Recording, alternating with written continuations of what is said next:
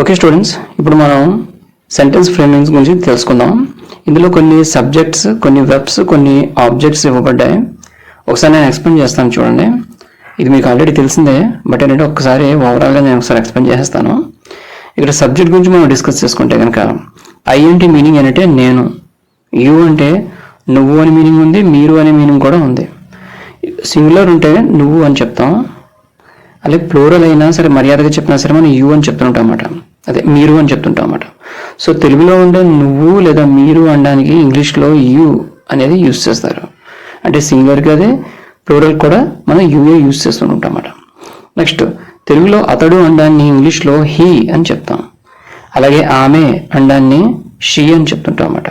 అంటే ఒక మేల్ పర్సన్ని మనం అడ్రస్ చేయాలి అంటే హీ యూజ్ చేస్తుంటాం అన్నమాట. ఒక ఫిమేల్ పర్సన్ని మనం అడ్రస్ చేయాలంటే షీ అని చెప్తుంటాం అన్నమాట. అలాగే మేము లేదా మనము అనడాన్ని వి అని చెప్తుంటారు. అలాగే ఒక జంతువుని కానీ ఒక వస్తువుని కానీ మనం సింగులర్లో ఉన్న వస్తువుని, జంతువుని మనం తెలియజేసేటప్పుడు ఇట్ అని చెప్తూ ఉంటాం అన్నమాట. అలాగే వాళ్ళు లేదా వారు లేదా అవి ఇవి అనడాన్ని మనం దే అని యూజ్ చేస్తుంటాం అన్నమాట. కాబట్టి వాళ్ళు అంటే దే అని అర్థం. అలాగే రాజా అంటే ఒక అబ్బాయి పేరు, ఒక అమ్మాయి పేరు తీసుకున్నాం, జంతువు నేమ్ కూడా తీసుకున్నాం మనం. అంటే ఇక్కడ రాజు అంటే రాజువే, రాధా అంటే రాధా అని మీనింగ్ వస్తుంది, డాగ్ అంటే డాగ్ అని మీనింగ్ వస్తుంది అన్నమాట. సో ఇది సబ్జెక్ట్ కేసు ఇది. నెక్స్ట్ వెర్బ్ చూద్దాం. ఎలా వెర్బ్ అనేది యాక్షన్స్ అనమాట, అది వేలల్లో లక్షల్లో ఉన్నాయి. అయితే మనం ఏంటంటే ఒక 5 వర్డ్స్ తీసుకున్నాం, 5 వెర్బ్స్ తీసుకున్నాం. అయితే ఏదైనా సరే లాంగ్వేజ్ నేర్చుకునేటప్పుడు, సెంటెన్స్ ఫ్రేమింగ్ నేర్చుకునేటప్పుడు మనం పాస్ట్ యాక్షన్ని మెయిన్గా తీసుకుంటాం ఎప్పుడైనా సరే. ప్రెజెంట్ టెన్స్లో కానీ లేదా ఫ్యూచర్ టెన్స్లో ఉన్న వెబ్స్ని కానీ మెయిన్గా తీసుకోకూడదు. లాంగ్వేజ్ నేర్చుకునేటప్పుడు మనకి ఏంటంటే బెటర్గా ఉంటుందన్నమాట పాస్ట్ యాక్షన్ని తీసుకొని. సో ఈ రకంగా మనం ఒక 5 పాస్ట్ యాక్షన్స్ని మనం తీసుకున్నాం అనమాట. అదేంటంటే హెల్ప్డ్ సహాయం చేయడం, స్కోల్డెడ్ తిట్టడం, తిట్టెను అని మీనింగ్ వస్తుంది. కాలెడ్ అంటే పిలిచెను అని మీనింగ్ వస్తుంది. సా అంటే చూసాను అని మీనింగ్ వస్తుంది. ఫాలోవర్డ్ అంటే అనుసరించాను అని మీనింగ్ వస్తుంది. So that's about verb. Next object. ఇక్కడ ఆబ్జెక్ట్ కేసు చూడండమ్మా, చాలా జాగ్రత్తగా వినండి. ఇక్కడ మీ అంటే మీనింగ్ ఏంటంటే నన్ను అని అర్థం అనమాట. చూడండి, చాలామంది ఐ ఎప్పుడు యూజ్ చేయాలి, మీ ఎప్పుడు యూజ్ చేయాలి అనేది డౌట్ పడుతుంటారు స్టూడెంట్స్. బాగా గుర్తుపెట్టుకోవడమా, ఐ అనేది సబ్జెక్ట్, మీ అనేది ఆబ్జెక్ట్ అవుతుంది అనమాట. సో సబ్జెక్ట్ ఎప్పుడు వెర్బ్కి ముందే ఉంటుంది, అలాగే ఆబ్జెక్ట్ అనేది వెర్బ్ తర్వాత ఉంటుంది. ఓకేనా? కాబట్టి ఐ మీ కన్ఫ్యూజ్ అవ్వద్దు అసలు. వెర్బ్కి ముందు సబ్జెక్ట్ ఐ ఉంటుంది, వెర్బ్ తర్వాత ఆబ్జెక్ట్ మీ అనేది ఉంటుంది అనమాట. ఇక్కడ ఐ అంటే నేను, బట్ మీ అంటే నన్ను అని మీనింగ్ వస్తుందన్నమాట. సో నేను వేరు, నన్ను వేరు. సో ప్లేసెస్ కూడా మారుతాయి, చూసుకోండి ఒకసారి. అలాగే యూ అంటే నువ్వు, బట్ ఆబ్జెక్ట్లో ఉన్న యూ మాత్రం మీనింగ్ ఏంటంటే నిన్ను అని అర్థం వస్తుందన్నమాట. ఇక్కడ యూ మారదమ్మా, సేమ్ స్ట్రక్చర్ అనమాట. యూ అని ఉంటుంది. ఇక్కడ ఐ మీ కింద మారినట్టు యూ వేరేగా ఏం మారదు, యూ కింద వస్తుంది.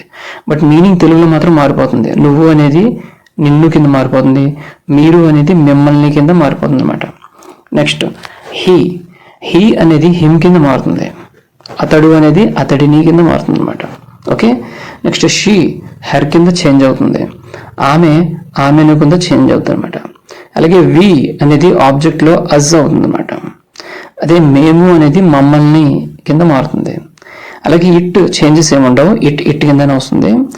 తెలుగులో మాత్రం అది అనేది దానిని కింద మారుతుంది అనమాట. అలాగే దే అనేది దెమ్ కింద చేంజ్ అవుతుంది. వాళ్ళు అనేది వాళ్ళను కింద మారుతుంది అనమాట. నెక్స్ట్ శ్రీను, ఆబ్జెక్ట్లో ఉన్న శ్రీను కింద రాదు, శ్రీను అనేది యాడ్ అవుతుంది. నెక్స్ట్ ను అనే వర్డ్ యాడ్ అవుతుంది అనమాట. నెక్స్ట్ సీత అంటే సీతను అని వస్తుందన్నమాట. ఇక్కడ మీరు అబ్జర్వ్ చేయండి, ఆబ్జెక్ట్లో నీ అనే లెటర్స్తో ఎండ్ అవుతుంది. ఓకే, ఈ విషయాన్ని మీరు తెలుసుకోండి. రైట్, ఇప్పుడు మనం ఒక చిన్న ఎగ్జాంపుల్గా చెప్పుకుందాం. సబ్జెక్టు వెర్బ్ని బేస్ చేసుకొని కొన్ని సెంటెన్స్ని ఫ్రేమ్ చేద్దాం.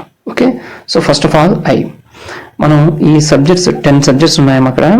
సో ఈ 10 సబ్జెక్ట్ని బేస్ చేసుకొని ఇందులో ఒక వెర్బ్ని మనం బేస్ చేసుకుని సెంటెన్స్ ఫ్రేమ్ చేద్దాం. సపోజ్ ఇందులో హెల్ప్డ్ అనే యాక్షన్ తీసుకుందాం. రైట్, సో సబ్జెక్ట్లో ఐ తీసుకుందాం, వెర్బ్లో హెల్ప్ అనేది తీసుకుందాం. ఐ హెల్ప్డ్ అని అనుకున్నాం అనుకోండి. సపోజ్ ఐ హెల్ప్డ్ అంటే మీనింగ్ ఏంటి, నేను సహాయం చేశాను అని అర్థం. అదే యూ సబ్జెక్ట్ తీసుకుందాం, యూ హెల్ప్డ్ అని ఉందనుకోండి, ఓన్లీ హెల్ప్డే తీసుకోండి, స్కోల్డెడ్ కాల్డెడ్ ఏమవుతు, హెల్ప్డ్ అనే వెర్బ్ తీసుకోండి, సబ్జెక్ట్ మాత్రం మార్చేయండి. యూ హెల్ప్డ్ అంటే ఏమవుతుంది అర్థం, నువ్వు సహాయం చేశావు లేదా మీరు సహాయం చేశారు అని అర్థం వస్తుంది. మరి హీ హెల్ప్డ్ అంటే అతడు సహాయం చేశాడు, షీ హెల్ప్డ్ అంటే ఆమె సహాయం చేసింది, వీ హెల్ప్డ్ అంటే మేము సహాయం చేశాము, ఇట్ హెల్ప్డ్ అది సహాయం చేసింది, దే హెల్ప్డ్ వాళ్ళు సహాయం చేశారు, రాజు హెల్ప్డ్ రాజు సహాయం చేశాడు, రాధా హెల్ప్డ్ రాధ సహాయం చేసింది, డాగ్ హెల్ప్డ్ కుక్క సహాయం చేసింది అని ఉంది. సో ఈ రకంగా సెంటెన్స్ ఫ్రేమ్ అవుతుంది. అలాగే ఇంకోటి చూద్దాం, స్కోల్డెడ్ అనే వెర్బ్ తీసుకుందాం. అంటే స్కోల్డెడ్ అంటే తిట్టడం కదా, మళ్ళీ సేమ్ ప్యాటర్న్ ఫాలో అవుదాం. ఐ స్కోల్డెడ్ నేను తిట్టాను, యూ స్కోల్డెడ్ నువ్వు తిట్టావు మీరు తిట్టారు, హీ స్కోల్డెడ్ అతడు తిట్టాడు, షీ స్కోల్డెడ్ ఆమె తిట్టింది, వి స్కోల్డెడ్ మేము తిట్టాము, ఇట్ స్కోల్డెడ్ ఇట్ అనేది రాదు, లీవ్ ఇట్, దే స్కోల్డెడ్ వాళ్ళు తిట్టారు, రాజు స్కోల్డెడ్ రాజు తిట్టాడు, రాధా స్కోల్డెడ్ రాధ తిట్టింది. సో ఈ రకంగా చూడండి సబ్జెక్ట్ని బేస్ చేసుకుని యాక్షన్ ఎలా మారిపోతుందో. బట్ ఇంగ్లీష్ లాంగ్వేజ్లో మాత్రం సేమ్ వెర్బ్ అనేది అలాగే ఉంటుంది. బట్ తెలుగు లాంగ్వేజ్ వచ్చేటప్పుడు మాత్రం సబ్జెక్ట్ని బేస్ చేసుకొని యాక్షన్ యొక్క టర్మ్ అనేది మారిపోతుంది అన్నమాట. సో ఈ రకంగా సెంటెన్స్ ఫ్రేమ్ అనేది అవుతుందన్నమాట. ఇంకొక 2 ఎగ్జాంపుల్ చెప్తాను చూడమా. ఐ హెల్ప్డ్ అన్నాం కదా, ఐ హెల్ప్డ్ అంటే మీనింగ్ ఏంటి, నేను సహాయం చేశాను. ఎవరికి సహాయం చేశాను, ఇక్కడ ఆబ్జెక్ట్లో ఏదో ఒకటి తీసుకుందాం, హిమ్ తీసుకుందాం. నేను అతడికి సహాయం చేశాను అనే మాట చెప్పాలనుకోండి, నేను అతడికి సహాయం చేశాను అంటే ఏమవుతుంది, ఐ హెల్ప్డ్ హిమ్ అవుతుంది అన్నమాట. అలాగే నెక్స్ట్ నేను ఆమెకు సహాయం చేశాను అని చెప్పాలనుకోండి, ఐ హెల్ప్డ్ హెర్ అని చెప్పాలి. అలాగే నేను శ్రీనుకు హెల్ప్ చేశాను అని ఉందనుకోండి, ఐ హెల్ప్డ్ శ్రీను అని చెప్పాలన్నమాట. సో ఈ రకంగా సబ్జెక్ట్ ప్లేస్ ఆబ్జెక్ట్ ప్లేస్ మీరు అబ్జర్వ్ చేయండి. ఆబ్జెక్ట్ ఎప్పుడు వెర్బ్ తర్వాత ఉంటుంది, సబ్జెక్ట్స్ అనేవి వెర్బ్కి ముందు ఉంటుంది అన్నమాట. నెక్స్ట్ ఇంకోటి చూసుకుందాం.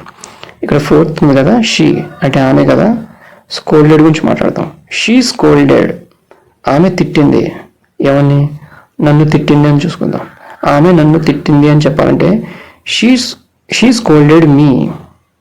ఇది మ్యాచింగ్ టెస్ట్ల కింద ఉంటాయన్నమాట.